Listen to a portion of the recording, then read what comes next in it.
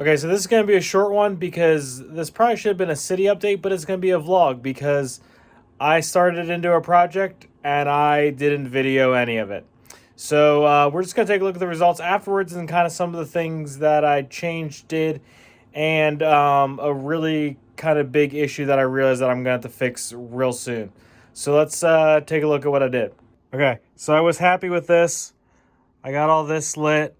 I was thinking about my lighting problems, and then I'm looking down here. I was like, oh, I need to pull out the station because it makes no sense to have a station right here and then again right here. I mean, literally, it makes no sense, but it does make sense for there to be sidings coming into the station. So actually, these trains will be running the opposite way. But anyways, it made sense to have sidings coming into the train station because it's only a single rail train station.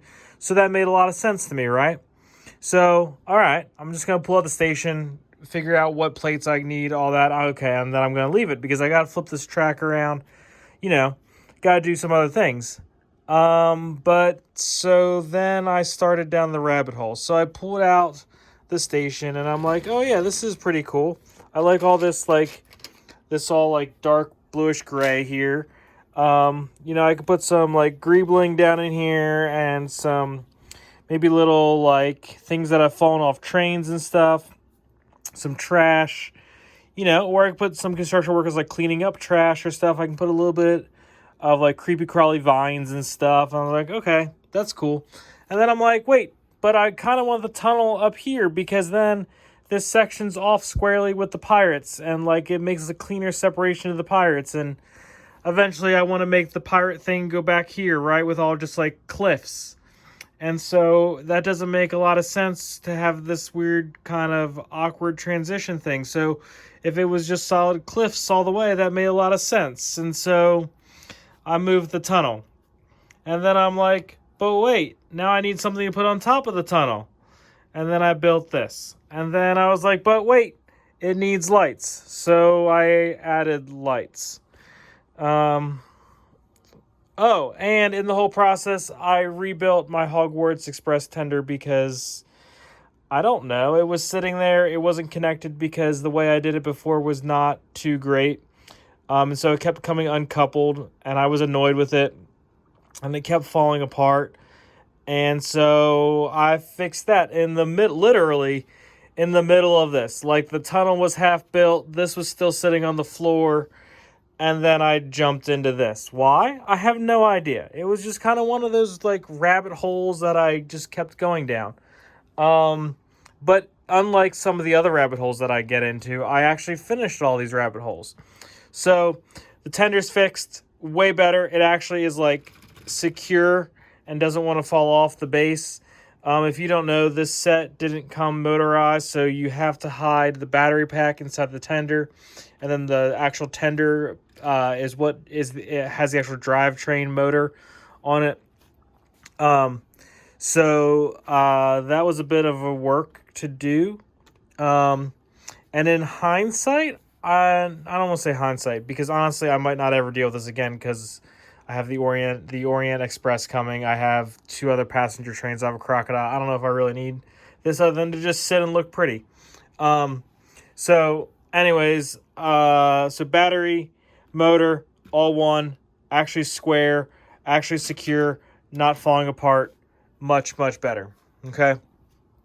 Emerald Knight's just kind of chilling here because the Emerald Knight is kind of what triggered pulling out the station, right? Because it's wider than the track. And so that's what triggered pulling out the station. And then I was trying to figure out what to put here. And I like these little shop things. That I have a bunch over on the other side of the city. And I like these little shop things. These were the things that used to be down here. So when I pulled this out, doing all the demolition, I actually kept a lot of it together. And so I was able to actually literally salvage these front sections here exactly as was. And then I kind of altered these a little bit. I gave it, I kind of flattened it out a little bit. They used to be kind of sitting on an L shape. And so I changed that. I think I'm going to flip this roof around so that you can actually see this pretty cool sign. I'm going to attempt to show you this front side. So like, it's cool, right? But you know, you're not going to really see it too much. So I think at least the sign I'm going to flip around maybe so that it's, you know, like visible from this side, because this is the side you're going to view from the most part. Because even like down here, you can kind of see it, but not really. So I think I'm just going to flip that around, which is super easily done. I did add a little light in there, and this is currently just running to a battery pack because if you watch my lighting update, you know I still haven't fixed this problem. So that's what I did. The railings will kind of just come around here like this. This will be incorporated probably into this base plate with the kind of rock coming across just to kind of finish that out. And then obviously you know that the Botanical Gardens sits here. My huge mock of the Botanical Gardens sits there, and that's all lit as well. So that's why when I did this, I'm like, well, I might as well just go ahead and light it, and then this section is done. I really like kind of working through sections of lighting stuff because I think it looks good. So pretty kind of high up on the list to get lit is this Eldorado Mock, because there's a lot that's going to happen when I do that, and I think that's kind of the next really big step that I need to do. Because also with pulling out all of this, sorry, moving around a lot, and I pulled out a whole section of wall and all this station brick. There was a lot of really good gray brick in there, especially light bluish gray. And so now I have some of the pieces that I need to build the kind of wall facing here and the tunnel facing. I need to build a tunnel opening here with some rock around it, 2 tunnel openings back there. And similarly, down here, I need to do 3 tunnel openings all in this kind of rock wall.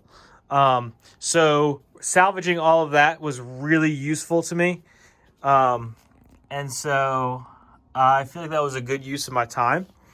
But, you know, it's just kind of one of those things that it just kind of spiraled very quickly out of control. But it's all fine. Now, the one huge issue that I ran into, kind of literally, so obviously after I got all this set up, I was like, oh, let's run the Hogwarts Express to make sure like it pushes fine and, you know, all that. Because when you do kind of weird things like putting the motor in the middle with the RC motor, which is not super strong, you know, I just wanted to make sure that it was all good, right? And not going to come derailed or anything.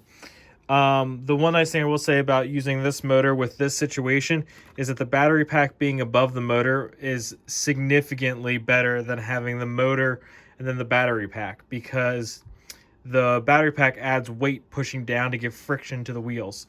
Not unlike this, but this has a lot of weight because it's just a big piece, and it's got a couple motors in here, and it's got 2 gears to move these wheels, whereas the battery pack sits in the tender. So, similar but different idea. So I ran the Hogwarts Express, and it goes on up here. Struggles going around the turn, but I wasn't going very fast. And then it stops, and I'm like, crap, why did that stop? And so I came back down here, and I don't know if you're going to be able to see this. Let's see if we can zoom in. So way down there, you can see there's that little awkward turn to go around the leg, which is fine. That's all fine. But way back at the very beginning turn, you see that top support? It actually smacks the side of the Hogwarts Express. And so that needs to be fixed like ASAP. And that's going to be a huge ordeal because I'm going to have to pull everything out.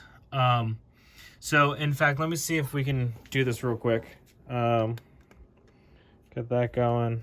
This going. Is it going to link? Let's see if it's going to link real quick. Hey, it linked. So, look, moves fine, right? Okay.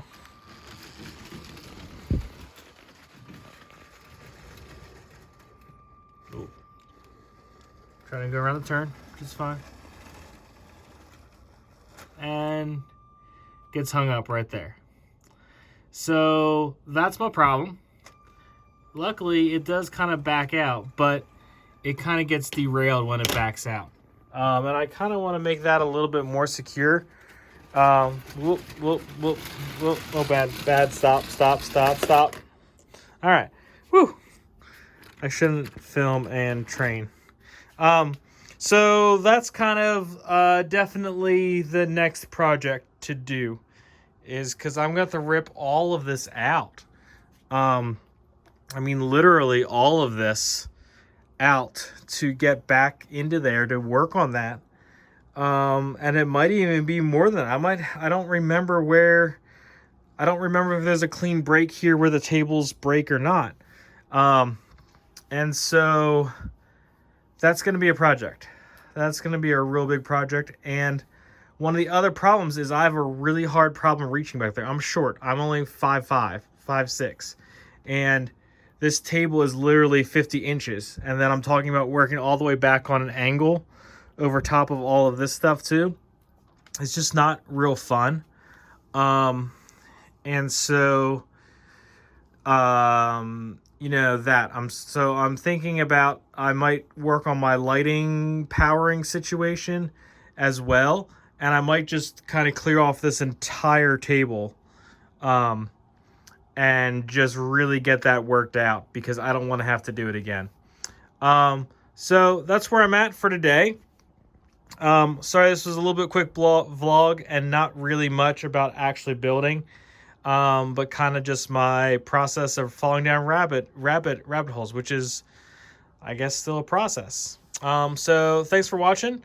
I don't know what's next. Like I said, probably that's next, but I don't know. I might also just jump in on another building project, because that's just really daunting. Make sure you like and subscribe and stay tuned for some more. Thanks, y'all.